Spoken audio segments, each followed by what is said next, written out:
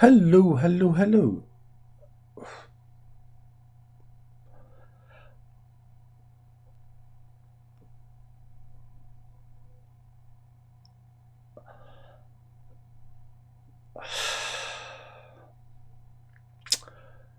Yeah, I just listened to the new remixed, rejiggered version of The Night Comes Down by Queen from their album Queen 1.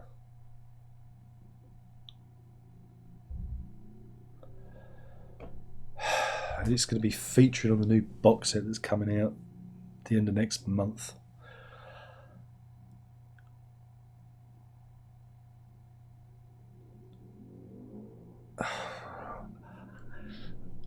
Yeah, that was crap, wasn't it? Did you hear it? Did you? Go and listen to it. Please go and listen.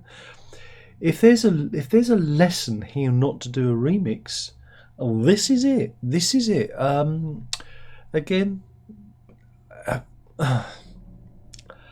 look, the original Queen album, the debut album, is not perfect. It was never meant to be. It is a product of its time. It was the band basically grabbing what recording time they could get, and putting an album out.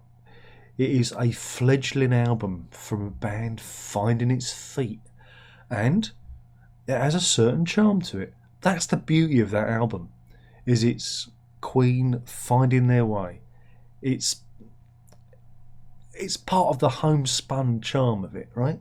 That's the whole point. And what I've heard is that kind of revisionist claptrap that happens. Oh, we don't like the drums, so we're getting rid of those drums, and we're going to completely take whatever character there was and flatten it. And yeah, even the guitars, we're going to make the guitars sound a little bit, because uh, maybe they're a little bit pitchy, Oh, and as for who's the singer? I don't. That singer's not very good. I think we're going to repitch his vocals. We're gonna squeeze whatever character there was in his vocals out, and to make it sound like it is an AI version of Freddie Mercury. I I still have to do that because of the monetization or whatever. I cannot believe what I heard. I mean, usually with remixes and remasters, in less intrusive hands, they just put it through a filter. You can get all these filters to remove hiss and background noises and that.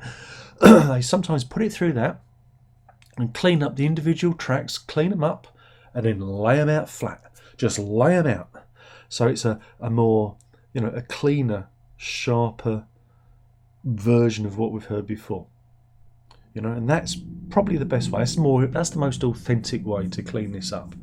But what we've got here is I'm not even going to be bothered to look up who's done this, because I think they should be taken out and horsewhipped. I really do. They've been given carte blanche to do exactly what they want, and it doesn't bode well for the rest of the record. And yeah, I remember reading in the press release that came with this box set. Oh, I better explain. There's a Queen box set coming, and they're remixed to the first album, and they call it Queen 1 because that's what you do now, and they're remixing it, and they're ironing out all the problems that's wrong. What problems? There are no problems. And I remember reading Roger Taylor said, "Well, the drums. They said they were going to fix them in the mix, and they didn't.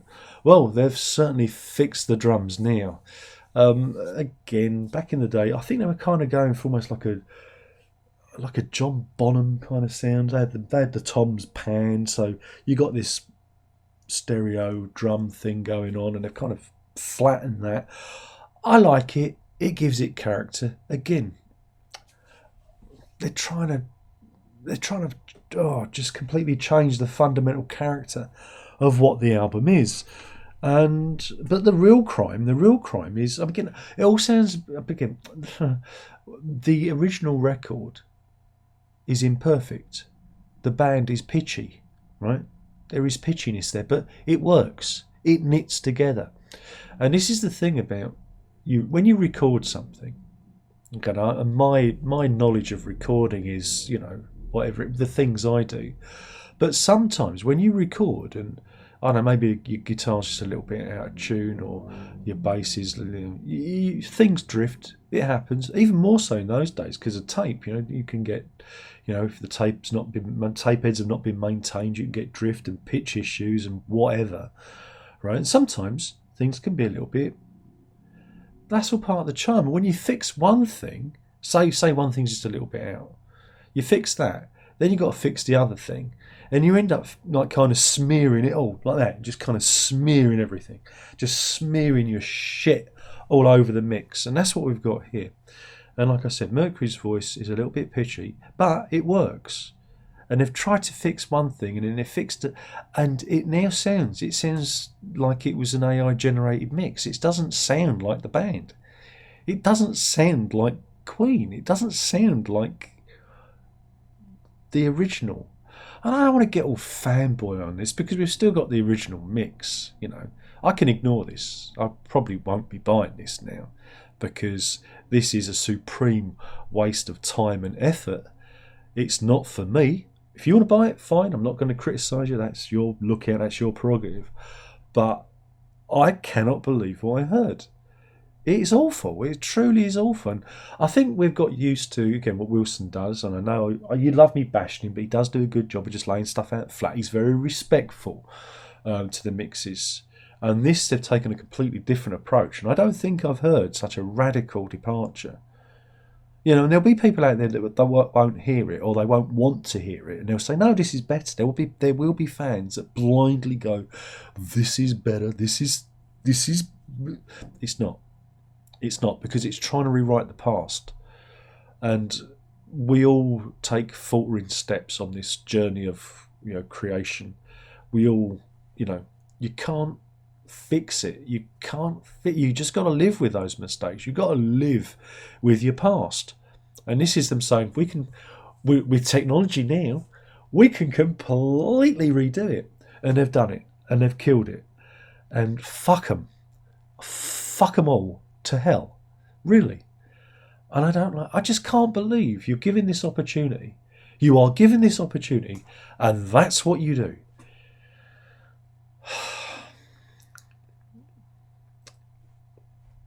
I thought they'd just clean it up. I thought they'd just maybe separate things out a bit, make it sound a bit more solid, because there is a little, if you do listen carefully, there is some noise. There are a little bit, but again, adds to the homespun feel of the album. The album feels very intimate. It feels, like you're peeping in to the band. It's not like Queen 2, which is, again, Technicolor, widescreen, Panavision. This one's a little bit more, we're peeping in. And I shouldn't care. Why does it upset me so much? Why? I think it's because it is a missed opportunity. And again, this is what we're going to get now. This is what we're going to get. Don't get me started on the video.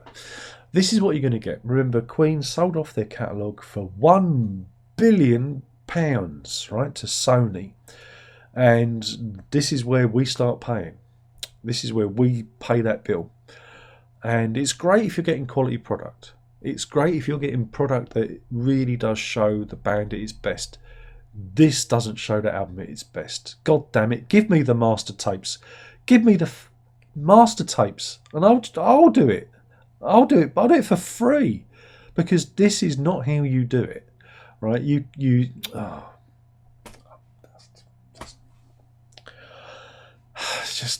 just shouldn't care. So then we go on to the video. And the video is the usual thing. And it culminates with the usual AI bullshit. Yeah, there's this montage at the end, which starts off kind of kaleidoscopic. And you think, oh, okay, it's the 70s, I suppose. Kaleidoscopes. I had a kaleidoscope when I was a kid in the 70s. That makes sense. But then it opens up and it's AI-generated bollocks. More AI generated bollocks. And I'm getting a bit fed up with seeing this. It was bad enough when Peter Gabriel was doing it on his videos for that bloody album, the last album, and getting his fans to make AI generated crap. We got more AI generated crap, and you can tell it's crap because it never looks right. Brian May looks like he presented Magpie. Freddie Mercury doesn't look like Freddie Mercury. Roger Taylor, and as for John Deacon, they just folded his. They just couldn't be bothered because he doesn't want to be a part of it anymore. And you just think, why are you doing this to us? Why? You know, why? Why are you punishing us? We don't deserve it. You know. So yeah, it's. Oh dear. I wasn't expecting that. I wasn't expecting that. You know.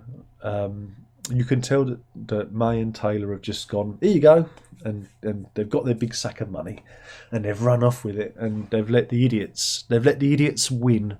The idiots are in control of the catalogue, and God help us all, because again, Queen aren't perfect. That's the whole point, you know. They get better as they get on, you know. They become masters of their craft and masters of the studio. Even on A Night at the Opera, you know, if you listen to it, there are bits that, you know, need tightening up, bits need cleaning, bits, you know. But that's the whole charm of it. It isn't till like A Day at the Races where, you know, everything's got a sheen to it. You know what I mean? But yeah, wowzers. Probably the worst remix I've ever heard. Seriously bad. You know, normally I just go, yeah, I shrug, go, yeah, it's all right. But they have fundamentally changed the nature of the thing. You know, they've drawn the moustache on the Mona Lisa. They've taken a big dump on it. But hey, what do you think? Go and listen to it.